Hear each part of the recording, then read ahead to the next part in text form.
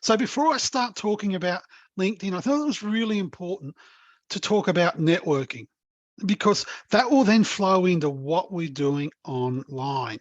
So what is networking? It's talking with people who will learn about you and your interest and then help you gain an insight into your options and your goals. It's a two-way process. It involves developing and maintaining connections with individuals for a mutually beneficial relationship. It's not a set and forget. It's an ongoing process that takes time and attention. It's not something you'll only do when you're looking for a job or when you're looking to sell things. It's something you need to do on a regular basis. And like all things in your business, I'm sure Sharon and the team at Business South will talk to you about along your business journey. It's about having a structure and have a strategy towards it. So it requires preparation and practice. It can be done in person and online. And LinkedIn is a really valuable tool for the networking, and particularly in the business to business space. It's really important to remember when you're networking that you are asking for information and advice, and you're not asking for a sale. It is not appropriate in a networking event to ask for a sale. It's very appropriate to have a follow-up meeting and have a coffee and find out more things about them, or go to their place of business or their home or whatever the case may be. Or have an online meeting in that case, depending on what your business is doing. It is that the networking event, no matter whether it's structured online or whether it's face-to-face, it is not a place to sell goods and it's particularly services. It is a place for introductions and to provide things of benefit so people will then want to move on. Really happy to have conversations with that as we go through and asking questions. And I will say, I'm happy to take whatever questions you have there, and I'm sure Sharon's monitoring the chat platform, and she'll butt in when she needs me to, and that's fine. I'm happy to answer along the way, or we'll save them to the end, and happy to answer all questions. So and remember, it's really important, I think, in communities like the Tasmanian-wide communities, and as we get more regional and down through the Huon or through the Tasman or on the east coast of Tasmania or wherever you may be, it's just not what you know, it's whom you know, or who they can connect you to, or who you can connect them. And networking is a reciprocal activity. It goes both ways. You will only get out of it what you put in, and people will only give you what you give them in return. So it works both ways. And LinkedIn, and the reason we're talking about networking before we're talking about LinkedIn, LinkedIn is a really powerful tool for that. And it's one of the social media networking tools. So why is networking important? It will be the single most effective way of advancing your business. I started consulting in 2008 as a sole trader, long before the Diemen Project. And my whole business for the first 3 years was gaining business from people I knew. And then it was then people I'd work with, they would then refer me on to other networks to be able to do that. Networking will provide you more work. And at the Diemen Project, and I talk to lots of people, particularly in service-based industries, but in all industries, if you go to functions and you go to events that are of interest and are relevant to you, then I will, and you go and you participate. So you just don't go stand in a corner, or you don't sit there and watch in the corner, you actually participate. You will have follow-up meetings, and I will guarantee you that you will get work from that. And while networking may not get you a sale, it does play a role in the majority of buying decisions. People buy from people, no matter what it is, whether you're buying a service, or whether you're selling a service, or whether you're selling goods, people still buy from people. And it's really important to remember that most work in the service-based industry is not advertised. It is sourced through some form of personal or professional referral. Yes, government work goes to tender, and large corporations go for requests for quotes or requests for proposals. Often that's all limited to the people within their network. If you're a service-based industry, or you're working in the business-to-business space, it's really important that you're actually knowing people that are of relevance to what you do. People prefer to buy from people they know, or those that have been referred to a trusted source. And I'm sure everyone out there, and I know Sharon and Michaela do, they get referred to lots of people from people they've met because they've done a great job along the way. People have liked them, they've helped, and Sharon and Michaela have helped people as they've worked through their issues and starting their business and going from where they currently sit and achieve some goals and move through to actually starting their business. And we're the same at the Diemen Project. So to build a network, and I'm just skidding over these and then we'll get stuck right into the important bit with LinkedIn. Networking opportunities occur on a daily basis. One of the reasons when I started network, I'd go and get a coffee every day, and not because the coffee shops had great coffee. Well, that was part of the reason, but it was more so I was out and about when I started, like many people do. We start work from home when we first become self-employed, and we're in our own little bubble. It's really important to get outside that bubble.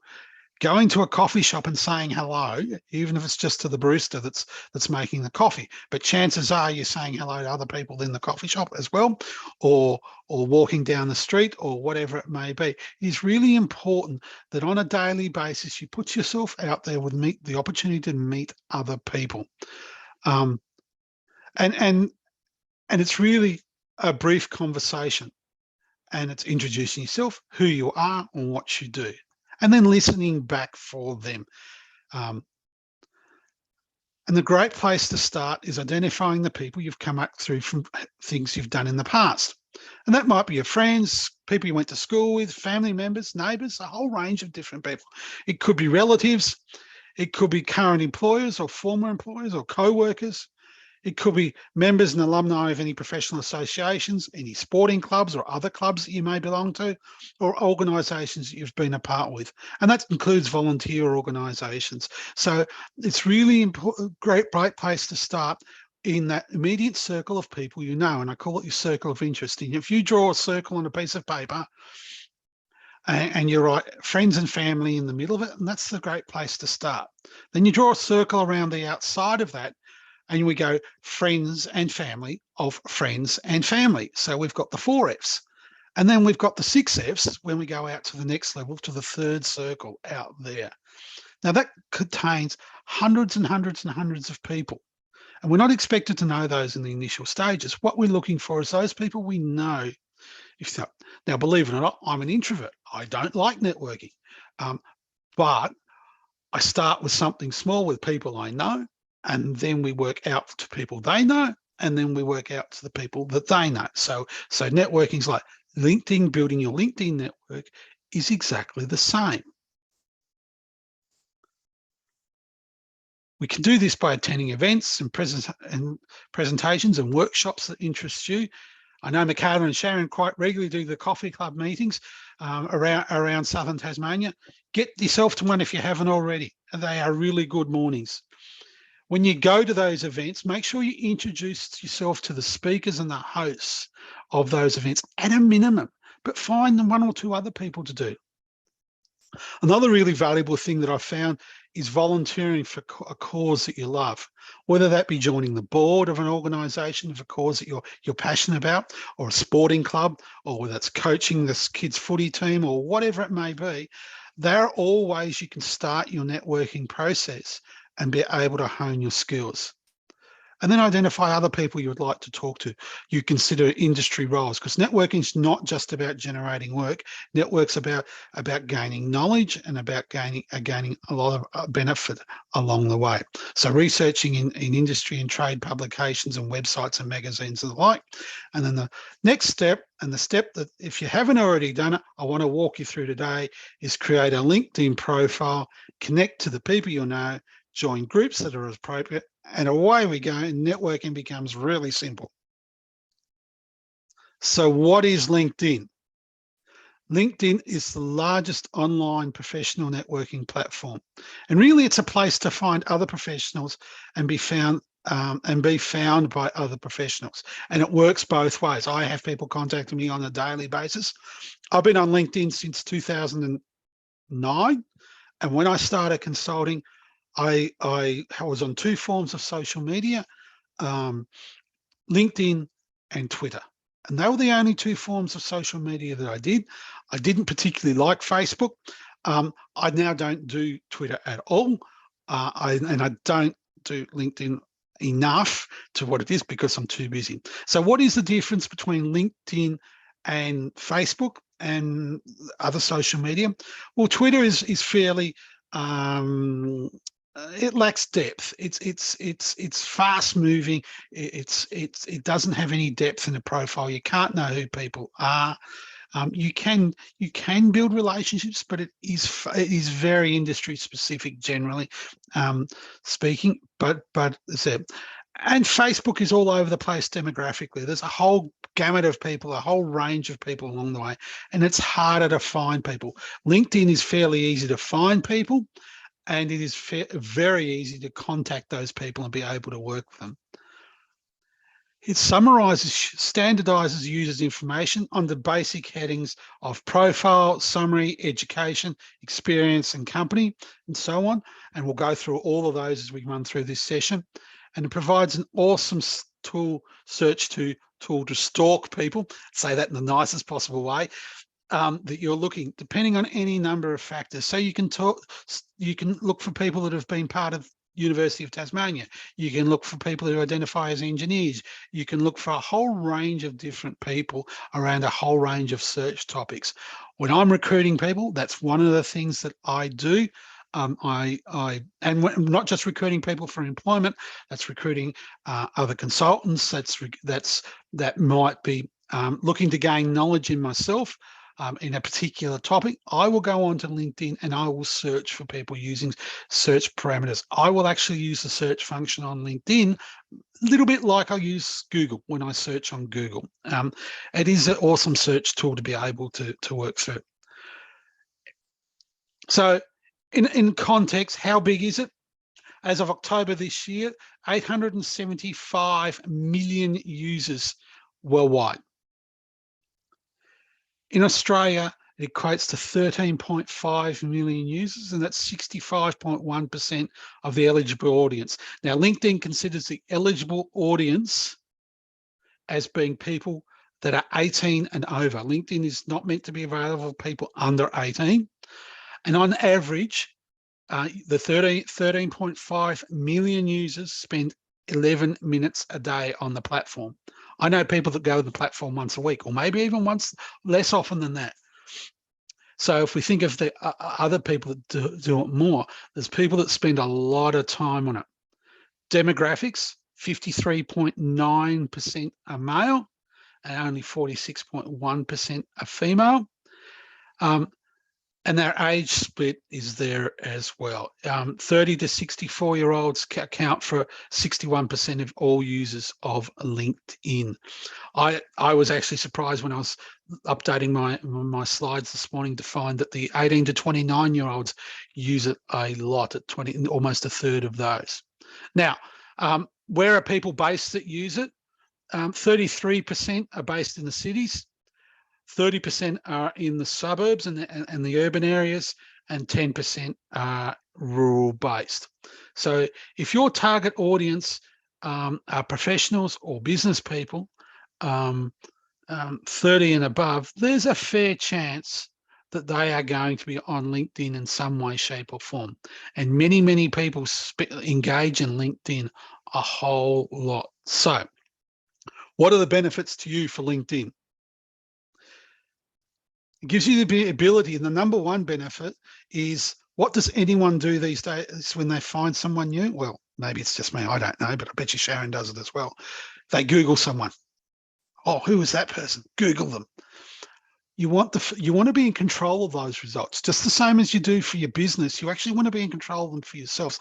LinkedIn is a really good way to do that. So having a LinkedIn profile that is complete and is indexed by Google gives you the ability to control the search results for your name.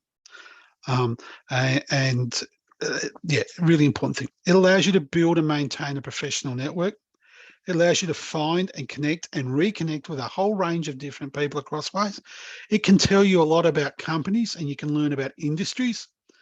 You can find other professionals in your industry or in adjunct industry for professional development. And I learn a lot and gain a lot from LinkedIn and at the moment, that's the #1 reason I use LinkedIn.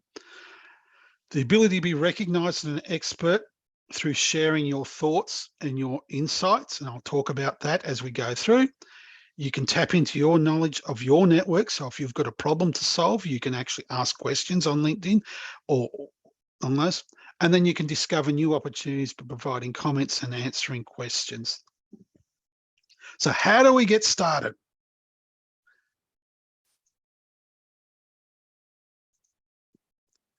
We go to the sign up page. So if you don't have a LinkedIn profile, linkedin.com/start/join, and you'll get a screen image pretty much like the image on this. To sign up, you need your name, your email address, and a password. Of course, your password should be strong, and it shouldn't be a password that you've used before. Microsoft owns LinkedIn. The security level is quite high, but many years ago, and I think it was around 2011, they did have an incident on that. So sign up with your name, your email address, and your password. Use your real name. This is about you. This is about you being professional in business. Don't use pseudonyms or anything like that. This is about you. Claim your custom URL, and I'll talk about that in a second. Add your location information, and that's really important because people do search by location a lot on LinkedIn. Add a profile photo, create a headline, write a summary statement, and showcase your unique professional story through your experience, skills, and education. I'll go into more depth in each one of those as we go through. So here's my LinkedIn page. And if you go to LinkedIn and go Chris Davis Tas, you will find me because Chris Davis Tasmania is it. So what are the key aspects of this? In the large red box at the top, we have my profile picture, and then we have the heading there. I tend to make that heading fairly plain and simple, hence the polygons with the black, former logo that we had at VDP. I maybe should update that. And if you look on this, and this is a screenshot, so I can't update this and show this on here. But at the end of it, if you want me to walk through any of this, I'm really happy to do that. If you click the pencil at the top, and you can edit any of those. I then have my title and my name and where I'm from underneath that large one. If you notice on the right-hand column there's a thing called Edit Public Profile and URL. You can then start editing your things from there. I strongly recommend having something that is relevant for you. And hence, when I signed into LinkedIn, I chose to have Chris Davis Tas as part of that. So that's where we're going with that. Now, when it comes to LinkedIn, photos are exceptionally important. I recommend thoroughly a headshot of all that with a relatively plain background, with no distractions in view. And if you take them outside, natural light works really well. This is part of the team at the VDP. We went and got some professional headshots. They're not hugely expensive, and there are people around it. And you will find that we'll use them lots and lots and lots. Make sure you portray yourself as what you want to be seen as your audience. So don't try and portray yourself as something as you're not. As an example is some pretty ordinary photos that we've had there. And I actually found that by Googling bad LinkedIn photos. And this is what I've got. The one guy's taken on a whole heap of stuff there that he's done. So LinkedIn ranks profiles that are 100% complete. If you don't have your photo, you're not 100% complete. And according to LinkedIn, if you have a profile photo, you're 21 more times more views and 9 times more connection requests if you don't have a photo. But bearing in mind, it needs to match your brand. So don't do it holding beer. Pictures of your kids are not pictures of you. It needs to be you. If my ugly face can be getting on LinkedIn and put my profile picture on, I'm sure yours is better than mine. So be sensible, be professional, That doesn't mean you can't wear workwear. If that's what you do, you can have your picture taken in what is relevant and authentic to you. But is that what you want? If you have somebody that wants to employ someone to do $100,000 worth of work in your industry, does your profile picture match someone that we would like to employ to do $100,000 worth of work? If the answer is no, the answer is you probably don't have the right photo from that. So think long and hard about the photo that you choose. And yes, you can take a selfie, probably not with the arm stretched out like this, like that. If you're going to do it, get yourself a tripod and put your camera on display, on delay, and take a picture like that. Make sure your lighting is correct, make sure all things are working like that. But I would advise for somewhere between $50 and $70, you can get a couple of versions of a headshot taken with a photographer. And many photographers need help in doing lots of things, and some of them will work for barter type situations. Or if you know someone with an amazing camera with amazing things, yeah, look for that. Look for things that will stand out and contrast in the background too. So in my experience, brick walls are fantastic to take pictures in front of. You can do lots of things with that. So yeah, your photo is really, really important, and it's important that it represents you in a professional manner. The next step is your profile content. So you need to be found in searches. Like everything in this day and age, it's an online content. LinkedIn's obviously an online content. You need to be found in searches.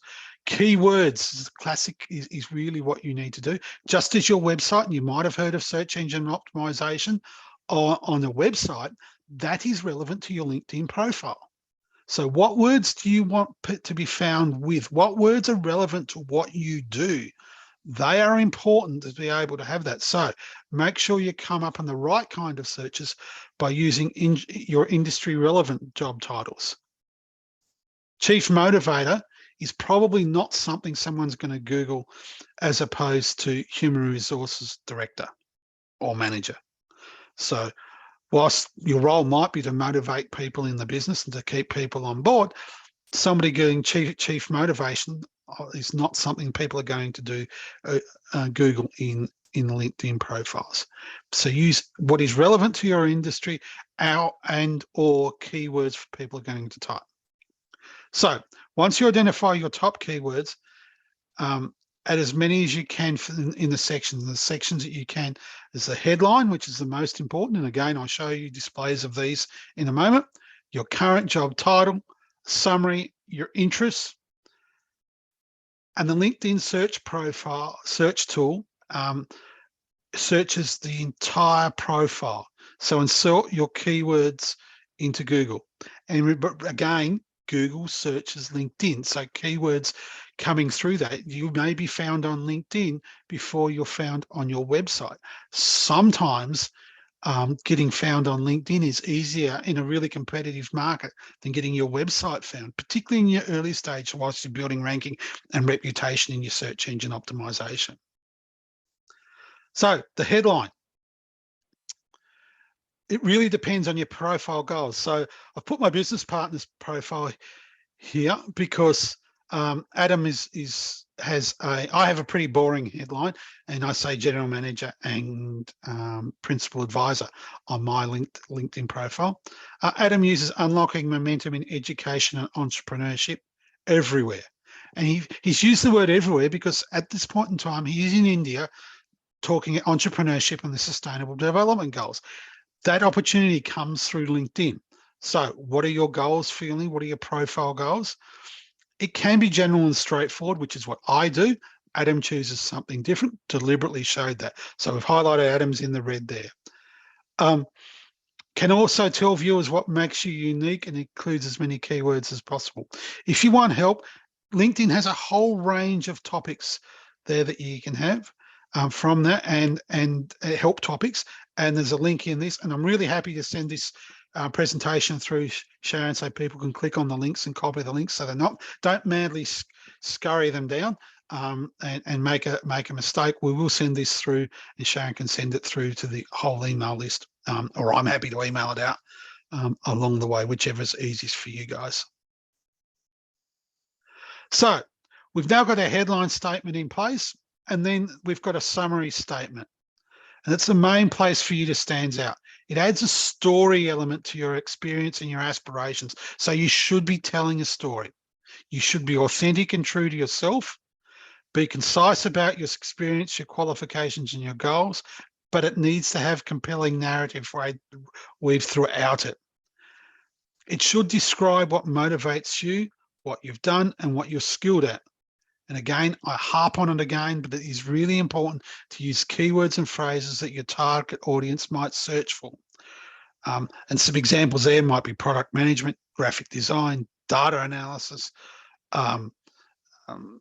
landscape design. It could be a whole range of things, and there's just so many it comes in. Each industry, each individual is unique with that. You need to sit down and think about that. The other thing I suggest you do is read some summary statements of people in your industry that you think has high quality LinkedIn profiles that have, and how do you tell that? They have lots of connections.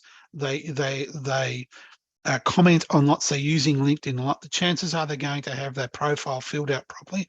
It is okay, it's not okay to steal what they do, but it is okay to somewhat imitate and learn from what they do, and to take advantage of what they do, there's mistakes that they've made on the past, and learn through that. So how do we write a summary? We set the scene. So to do that, we need to understand what your ideal audience is.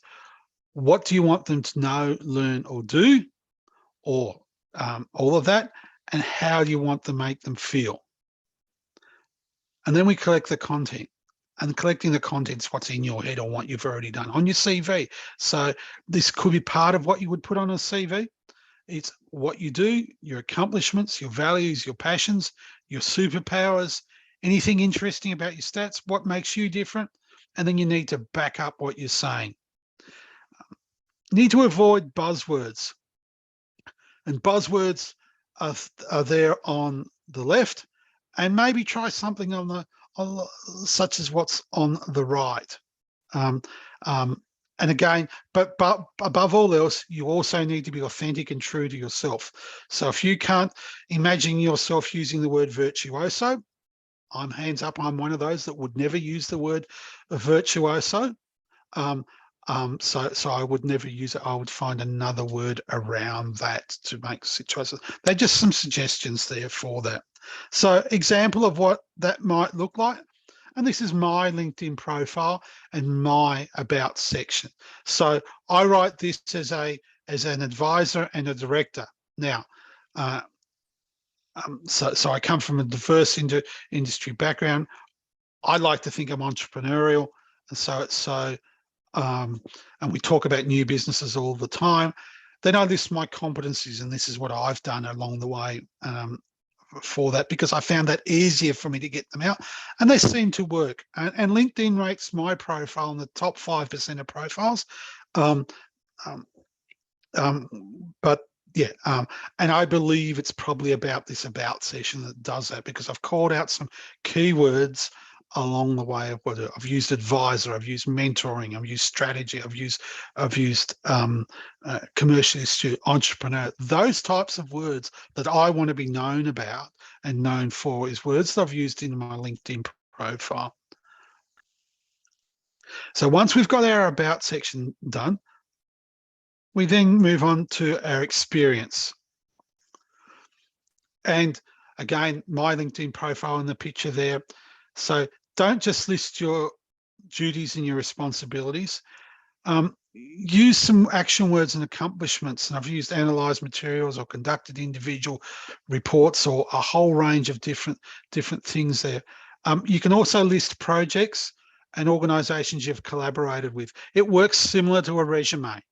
So work it as a resume. Again, if you'll notice in this picture, I can edit that. So one of the things when I was putting this together, and it's not in this screenshot, but in the next level down, I found a spelling error.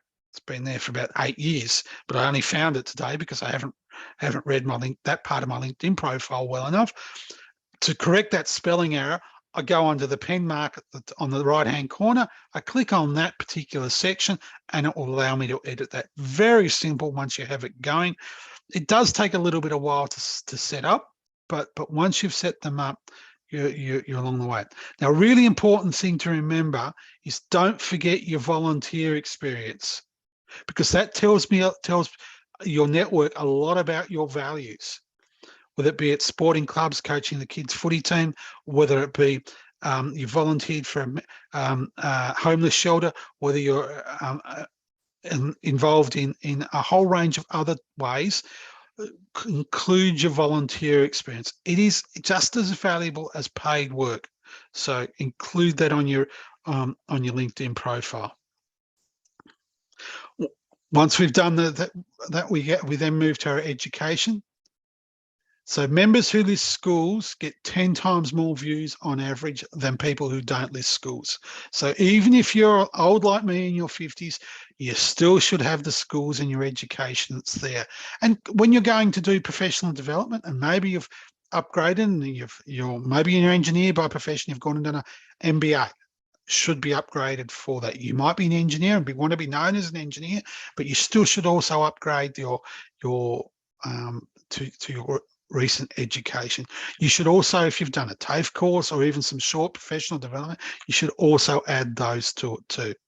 So, and if you've won awards, and honest, don't be scared to shout out, hey, I was Dux or top 2% or whatever it may be along those. Don't be scared to show that. This is a chance for you to authentically sell yourself and authentically sell your expertise. And I use the word authentic there because it does need to be true to yourself. And this is why you need to do your own profile. Yes, people like Sharon and Michaela and the team at VDP are really happy to help you do that. However, the words really need to come from you, because we would write it as if we were true to ourselves, and we can help you map it out and do a whole range of different things, but it needs to be clear that is you. But just the same as if you're required to give a speech and I wrote the speech for you, I'd write the speech for me in mind, delivering it, not necessarily with you in mind. Your style and my style are probably two very different things, and that's okay. But that's why you need to be able to move over your speech and do your things yourself for yourself. Once we have our education, and our experience up now. We then list our skills, and we're nearly there to have that. Now, LinkedIn has a whole range of tangible skills that are already there that you can have. And the image there says you can have 50 skills maximum. And there are two types of skills. There's industry knowledge and there's interpersonal skills. People who list more than 5 skills increase their views by 20%. And what actually happens is people will then go and endorse people for skills along the way. So I just took a screenshot of mine there, and you can see that 49 people have endorsed me for strategy, 30 people for business planning, so on and so forth. That's not so much to blow my own trumpet, other than people who recognize the skills. You need to have what's relevant to you, and people will endorse you from that. And you need to, sometimes it's okay to ask for those endorsements. If you've got friends that you've done a good job with and colleagues that you're doing good work with and you're endorsing her, and sometimes it's a little bit scratch your back, scratch my back, but also be authentic within that process as well. Again, as you run through, skills is down towards the bottom when you're putting your profile together. And then we've got our skills. So we've got our about section done. We've claimed our LinkedIn domain. We've then got our experience and our about section done. And we've got our education and our skills. It's now time to network. So participating in groups like Facebook, LinkedIn has groups. And groups can work by industry. They can work by location. They can work via interest. So I think I'm a member of 47 different groups. It used to be, I'm not sure whether it still is or not, you could be only a member of 50 different groups at once. And I participate in probably 5 or 6 different groups, and it waxes and wanes as to which groups I'm active in according to what I'm working on at any one point in time, or what I'm researching, or as it may be. And groups are hubs that provide place for professionals in the same industry or similar interests to share content, ask questions and find answers, post and view jobs, make business contacts, and establish themselves as industry experts. As a company director, the Australian Institute of Company Directors is one of the better groups for directors that I've been part of, and it's very active and the like. I'm interested in registered training organisations. I'm a member of a number of those groups. I also join groups that are location-based. So at the moment, there are not many Tasmanian groups that are active on LinkedIn. Over times gone by, there have been, and they've been very helpful for that. Once you've joined a group, you don't just join and sit there and look at it. You need to be an active participant.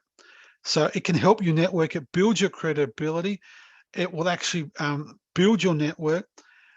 And then especially with those outside your immediate network that you have now. So if you know the answer to a question that someone's posed in a group, answer it and show that you know the answer, and show that you are an industry professional. That will gain you kudos. Now, from a Tasmanian context and a real life example, as I started consulting, as I said, in 2008, and signed into LinkedIn in 2009, I started answering questions in groups around small business, around startups, around business planning, and all of a sudden my phone would ring because people would send me a message on LinkedIn. Hey, Chris, I've got this problem. Will you help me solve it? Of course I will. So we then meet for a coffee, or did a back then it was a Skype conversation, for those of you old enough to remember Skype, and we would then move forward with things from there. And quite regularly, that turned into work for me. Now, as a service provider back then, a sole trading service provider, that also built networks quite considerably, and it built lifelong professional networks and friendships. So it's really important to be able to do that. So participating in groups is, from my view, one of the easier way to that. You're also participating in groups that you're actually knowledgeable about and talking things about you're knowledgeable about. So it's good to be working and talking about that. It will give you confidence. So there's just some of the groups that I'm part of. You can create your own groups along the way. There's a whole range of different groups. As I said, I'm a member of 45 different groups. If you just Google groups, if you search groups on LinkedIn, there at the top in the search bar, you'll find a whole range of different things along the way. LinkedIn will suggest groups.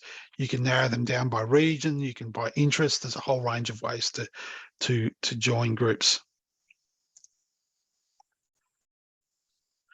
So once you've got your game and you're starting, get engaged. Like everything, you'll only get out of it what you put into it. So post strategically, start off once a week. You don't need to post every day. Again, this is Adam. I've put a screen there with these. Think about how you're trying to build your influence. The LinkedIn algorithm, and there is an algorithm for LinkedIn, just like there is for Google, it values quality, engagement, and credibility. So to do that, you need to engage with others' posts too, and that's by liking and commenting on them. And if you're liking and commenting on them, you will actually see people that will actually reach out to you. Hey, I really liked your comment on such and such. Can we catch up and meet around chatting about that? And people will reach out to you along the way. So we now have you going, and you've got yourself going in LinkedIn. And LinkedIn is really about the individual. You can have businesses on it, and I will talk briefly about that now. So you go to LinkedIn /company/setup/new. And the picture on the left here will give you the picture that what is there, and you then set your business up. And on the right, I have a picture of a company that we own, and we've set that up as a company page for that.